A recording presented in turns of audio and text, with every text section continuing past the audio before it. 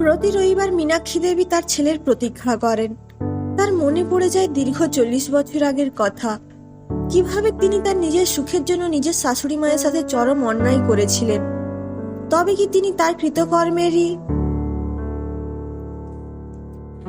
রবিবার বিকেলের দিকটায় মীনাক্ষী দেবী দাঁড়িয়ে থাকেন বাড়ির বারান্দায়, তাকিয়ে থাকেন বাড়ির পাশ দিয়ে চলে যাওয়া ছোট্ট রাস্তাটির দিকে, আশায় এই বুঝি তার ছেলে এলো। কিন্তু একের পর এক কত রবিবার যে পেরিয়ে যায়, কত মাস পেরিয়ে নতুন বছর চলে আসে, কিন্তু তার ছেলে আর আসে না। তবুও তিনি অপেক্ষায় থাকেন, হয়তো বা আসবে কখনো তার আদরের রূপ তার কাছে। বারান্দায় দাঁড়িয়ে থাকতে থাকতেই হঠাৎ তার মনে পড়তে থাকে তার স্মৃতিকোঠায় জমে থাকা 40 বছর আগের কথা। তখন তার আদরের রূপ দেবরূপের বয়স মাত্র 2 বছর। তিনি তখন বিশাল এক কর্পোরেট ফার্মে কর্মরত। স্বামী বিশাল ইঞ্জিনিয়ার। স্বামী সন্তান নিয়ে তখন তার চোখে হাজার স্বপ্ন। প্রথম থেকেই শ্বশুর শাশুড়ির সাথে এক ঘরে থাকা তার ইচ্ছে ছিল না। তার ইচ্ছে ছিল বিদেশে থাকার। বিদেশে থেকে সেখানকার শিক্ষা ব্যবস্থা অনুযায়ী তার রূপকে মানুষ করবেন, এই তার স্বপ্ন ছিল। সে পথ আরো সোজা হয়ে গেল যখন শ্বশুর মশাই হঠাৎ গত হলেন হার্ট অ্যাটাকে।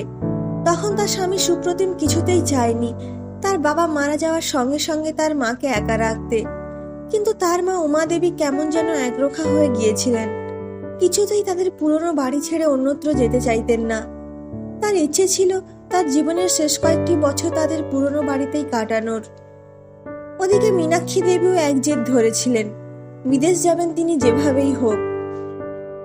অবশেষে সুপ্রতিম বাবু একরকম নিজের অনিচ্ছা সত্ত্বেও তার স্ত্রী মীনাক্ষী দেবীর জেদের কাছে হার মানতেই হলো। মীনাক্ষী দেবী একরকম জোর করে সুপ্রতিম বাবুকে রাজি করায় তার বৃদ্ধা মাকে বৃদ্ধাশ্রমে রেখে আসার জন্য। নয়তো যে তাদের বিদেশে থাকার স্বপ্ন, রূপকে বড় মানুষ করার স্বপ্নই থেকে যাবে। এরপর রূপ বড় হয়েছে বিদেশে, জিতেছে অনেক পুরস্কার তার অসামান্য মেধার জন্য। তার মেধার জন্য তার শিক্ষক শিক্ষিকারা অত্যন্ত গর্ববোধ করতেন। আর মীনাক্ষী দেবী খুব খুশি হতেন মনে মনে। তিনি ভাবতেন, ভাগ্যে তিনি সুপ্রতিম বাবুকে জোর করেছিলেন বিদেশে আসার জন্য, নয়তো তাদের ছেলে রূপের এত মেধা, সেসব কিছু অলক্ষেই নষ্ট হয়ে যেত সঠিক শিক্ষা ব্যবস্থার অভাবে। এরই মধ্যে সুপ্রতিম বাবুর মা উমা দেবী গত হয়েছেন। সুপ্রতিম বাবু বিদেশ থেকে তার মায়ের অসুস্থতার খবর পেয়ে ছুটে এসেছিলেন তার মায়ের অন্তিম সময় তার পাশে থাকবেন বলে। কিন্তু মীনাক্ষী দেবী আসেননি, রূপকেও আসতে দেননি, তার কেরিয়ারের মূল্যবান সময় নষ্ট হয়ে যাবে বলে। উমা দেবীর সব রকম অন্তিম কাজ সুপ্রতিম বাবু একাই সম্পন্ন করে বিদেশে ফিরে যান। আস্তে আস্তে রূপ যত বড় হতে থাকে, তার মেধার জন্য তত পুরস্কার পেতে থাকে সে। তার পুরস্কার প্রাপ্তির গর্বে তার মা মীনাক্ষী দেবীর বুক ফুলে উঠত। একদিন বিশাল এক সংস্থা থেকে মহাকাশ নিয়ে গবেষণা করার সুযোগ পেল রূপ। আস্তে আস্তে যত তার কাজের চাপ বাড়তে থাকলো, বাড়িতে আসা ততই কমতে থাকলো। একদিন সেই সংস্থারই তার এক সহকর্মী গবেষককে বিয়ে করে সংসারী হলো রূপ।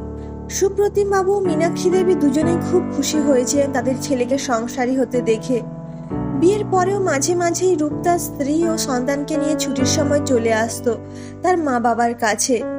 এভাবেই বেশ ভালো চলছিল তাদের। হঠাৎ একদিন সুপ্রতিম বাবু মারা যান, আর তারপর থেকেই রূপের বাড়ি আসা কমতে থাকে। কমতে কমতে একটা সময় পর রূপ এতটাই ব্যস্ত হয়ে পড়ে নিজের কাজে আর নিজের নতুন পরিবার নিয়ে যে সে বাড়ি আসা থামিয়ে দেয়।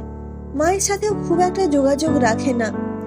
মীনাক্ষী দেবীর মাঝে মাঝেই খুব ইচ্ছে হয় তার ছেলেকে দেখতে, কিন্তু তার ছেলের সাথে কিভাবে তিনি যোগাযোগ করবেন বুঝে উঠতে পারেন না।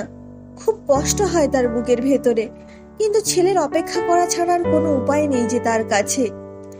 এখন মাঝে মাঝেই তার মনে পড়ে যায় তার সেই ছোট্ট 2 বছর বয়সী রূপের কথা। কত স্বপ্ন ছিল তার সেই রূপকে নিয়ে। আজ হয়তো সত্যি রূপ অনেক বড় মানুষ হয়েছে, সাফল্যের চূড়ায় পৌঁছে এখন সে এতটাই ব্যস্ত হয়ে পড়েছে নিজের জীবনে যে তার বৃদ্ধা মায়ের কথা এখন তার মনে পড়ে না বললেই চলে। এখন মীনাক্ষী দেবী নিজেই নিজের কাছে মাঝে মাঝে প্রশ্ন করেন, সত্যিই কি তার রূপকে বড় মানুষ করে তোলার স্বপ্ন পূরণ হয়েছে আজ?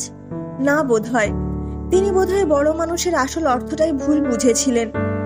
এখন তিনি বুঝতে পারেন নিজেদের একটু সুখের খোঁজে তিনি উমা দেবীকে তার সন্তানের থেকে দূরে সরিয়ে তার শেষ বয়সটা কতটা যন্ত্রণাদায়ক করে দিয়েছিলেন।